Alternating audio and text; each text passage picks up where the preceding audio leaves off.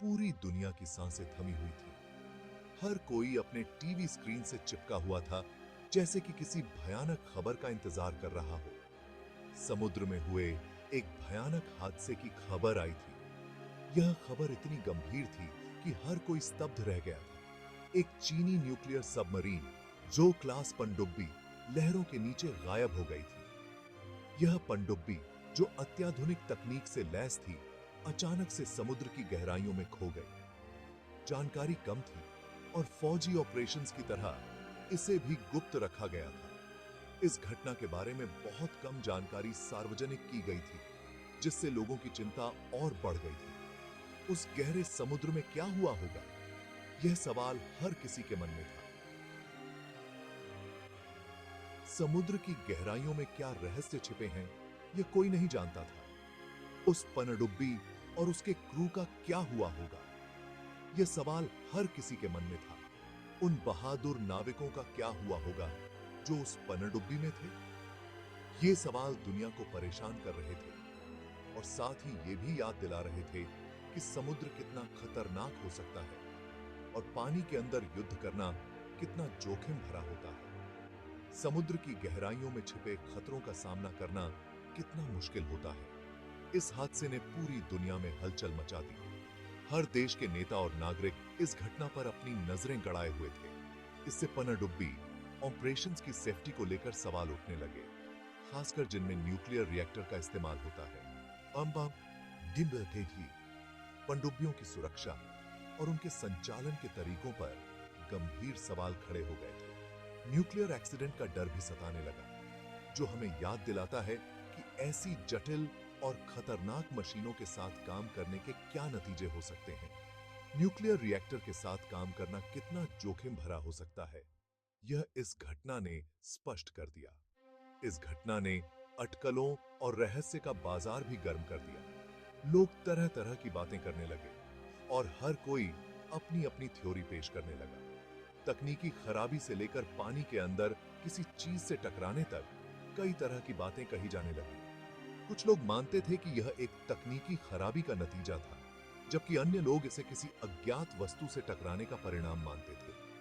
चीनी सरकार की तरफ से जानकारी न मिलने से ये अटकलें और तेज हो गईं और पूरी दुनिया बिना जवाब वाले सवालों और परेशान करने वाली संभावनाओं से जूझती रह गई। चीनी सरकार की चुप्पी ने इस घटना को और भी रहस्यमय बना दिया था।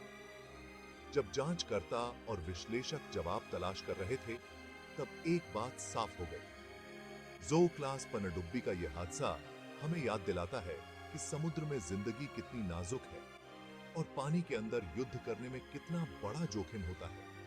समुद्र की गहराइयों में जीवन कितना नाजुक होता है और वहां युद्ध करना कितना खतरनाक हो सकता है, यह इस घटना ने स्पष्ट कर दिया। इस घटना ने अंतर्राष्ट्रीय सहयोग की आवश्यकता को भी उजागर किया। समुद्री सुरक्षा के लिए वैश्विक स्तर पर एकजुट होकर काम करना कितना महत्वपूर्ण है, यह इस हादसे ने दिखा दिया। विशेषज्ञों का मानना है कि ऐसी घटनाओं से बचने के लिए सभी देशों को मिलकर काम करना होगा। अंत में इस हादसे में खोए हुए नाविकों को श्रद्धांजलि देने के लिए एक विशेष समारोह आयोजित किया गया। यह समारोह उन बहादुर आत्माओं की याद में था जिन्होंने अपने कर्तव्य का पालन करते हुए अपनी जान गंवाई। यह हमें याद दिलाता है कि समुद्र में सेवा करने वाले हर व्यक्ति का जीवन कितना मूल्यवान है। अमेरिका के इंटेलिजेंस सूत्रों से कुछ खबरें आने लगीं। ये खबरें एक गहरे रहस्य की ओर इशारा कर रही थीं, जो जो क्लास पनडुब्बी के हादसे से जुदा था।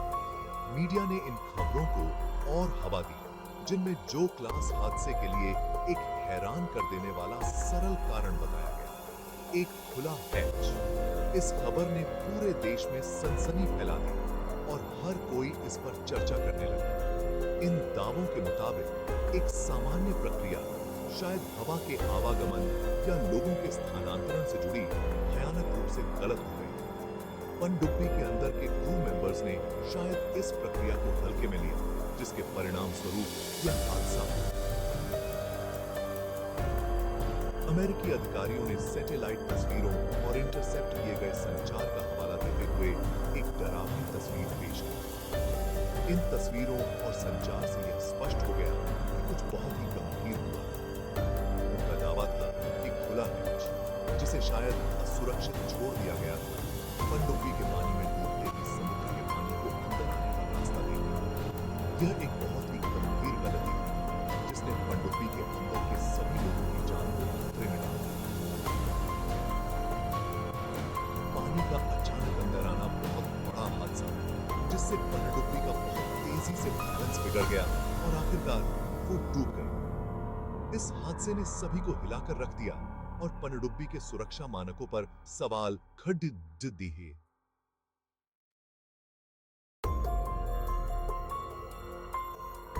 इस पर और तेल डालते हुए बताया गया कि साल्वेज के दौरान मिले मलबे से भी हैच फेल होने की पुष्टि होती है। यह मलबा इस बात का सबूत था कि पनडुब्बी के अंदर कुछ बहुत ही गंभीर हुआ था।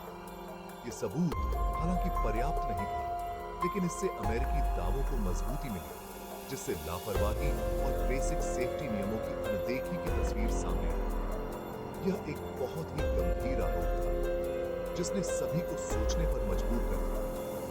हालांकि इन दावों पर कुछ लोगों ने संदेह भी जताया। कई विशेषज्ञों ने इस बात पर सवाल उठाए कि क्या यह सच में एक खुला हैच था या फिर कुछ और।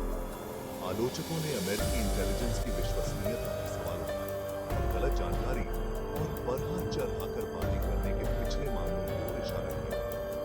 उन्होंने कहा कि बिना ठोस सबूतों के इस तरह के दावे करना गैर जिम्मेदाराना है। उनका तर्क था कि ठोस सबूतों के बिना खुले हैच का सिद्धांत सिर्फ एक अटकल ही है।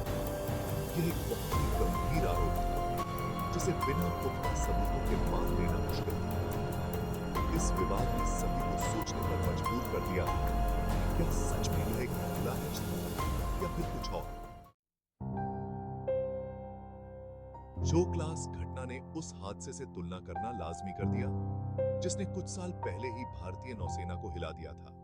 साल 2017 में भारत की पहली स्वदेशी न्यूक्लियर पनडुब्बी आईएनएस अरिहंत को उस वक्त काफी नुकसान पहुंचा था, जब उसके प्रोपल्शन कंपार्टमेंट में समुद्र का पानी घुस गया था। अरिहंत घटना का कारण, जो बाद में एक रूटीन ऑपरेशन के दौरान मानवीय त्रुटि पाया गया, जो क्लास के डूबने के कथित कारण से काफी मिलता जुलता था। दोनों ही मामलों में एक छोटी सी गलती, निर्णय या प्रक्रिया में एक चूक के कारण एक उन्नत और महत्वपूर्ण संपत्ति को काफी नुकसान पहुंचा था। हालांकि कुछ महत्वपूर्ण अंतर भी थे। जो क्लास पनडुब्बी के उलट अरिहंत इस हादसे में बच गई थी। नुकसान काफी ज्यादा था, लेकिन इतना ज्यादा नहीं कि पनडुब्बी मरम्मत के लिए वापस बंदरगाह न पहुंच सके। अरिहंत घटना ने हमें याद दिलाया कि सबसे उन्नत नौसेना बल भी मानवीय त्रुटि से अछूते नहीं है। इससे सख्त प्रशिक्षण, सुरक्षा प्रोटोकॉल का कड़ाई से पालन और पनडुब्बी संचालन में सतर्कता के महत्व पर जोर दिया गया। खुले हैच का सिद्धांत हालांकि सुनने में मुमकिन लगता है, लेकिन इसके विरोधी भी थे। इस सिद्धांत के अनुसार पनडुब्बी के दुर्घटनाग्रस्त होने का कारण एक खुला हैच था, जिससे पानी अंदर आ गया और पनडुब्बी डूब गई। अमेरिका और दुनिया भर के नौसेना विशेषज्ञों ने इस पर संदेह जताया और कहा कि एक आधुनिक न्यूक्लियर संचालित पनडुब्बी में ऐसी बुनियादी गलती होना नामुमकिन है। उन्होंने तर्क दिया कि पनडुब्बियों को इस तरह की दुर्घटनाओं से बचाने के लिए कई सुरक्षा उपाय और प्रोटोकॉल होते हैं। एक सेवानिवृत्त अमेरिकी नौसेना एडमिरल ने अपना नाम न छापने की शर्त पर कहा कि आधुनिक पनडुब्बियों में उन्नत सुरक्षा प्रणालियां होती हैं, जो इस तरह की दुर्घटना को रोकने के लिए बनाई गई होती हैं। उन्होंने बताया कि पनडुब्बियों में कई स्तरों की सुरक्षा होती है, जिसको जिसमें स्वचालित अलार्म सिस्टम और मैनुअल चेक शामिल है। यह बहुत कम संभव है कि कई अलार्म बजने और फेल सेफ तंत्र के सक्रिय होने के बावजूद कोई हैच खुला रह सकता है। पनडुब्बी के क्रू को नियमित रूप से आपातकालीन ड्रिल्स में प्रशिक्षित किया जाता है, ताकि वे किसी भी स्थिति में तुरंत प्रतिक्रिया दे सकें। अरिहंत घटना से सबक लेते हुए भारतीय नौसेना अधिकारियों ने भी इसी तरह की बातें कही। उन्होंने कहा कि पनडुब्बी के संचालन में किसी भी प्रकार की लापरवाही की कोई गुंजाइश नहीं होती। उन्होंने उस सख्त प्रशिक्षण और अभ्यास पर जोर दिया जो पनडुब्बी के क्रू को दिया जाता है, खासकर हैच ऑपरेशंस के लिए। हर क्रू मेंबर को हैच के संचालन के सभी पहलुओं में महारत हासिल करनी होती है। एक वरिष्ठ भारतीय नौसेना अधिकारी ने कहा कि डाइव के दौरान किसी हैच के खुले रहने की संभावना लगभग असंभव है। उन्होंने बताया कि पनडुब्बी के हर डाइव से पहले और बाद में हैच की स्थिति की जांच की जाती है। इन अलग-अलग रायों ने सावधानी पूर्वक विश्लेषण के महत्व और निष्कर्ष पर पहुंचने से पहले ठोस सबूत होने की जरूरत पर जोर दिया। विशेषज्ञों का मानना है कि किसी भी दुर्घटना के कारणों का पता लगाने के लिए विस्तृत और निष्पक्ष जांच आवश्यक है। उनका तर्क था कि खुले हैच का सिद्धांत हालांकि आसान है, लेकिन यह घटनाओं की एक ज्यादा जटिल श्रृंखला को सरल बनाकर पेश कर रहा होगा। पनडुब्बी दुर्घटनाओं के पीछे कई कारक हो सकते हैं और किसी एक कारण को दोष देना उचित नहीं होगा। इसलिए हर पहलू की गहन जांच और विश्लेषण आवश्यक है।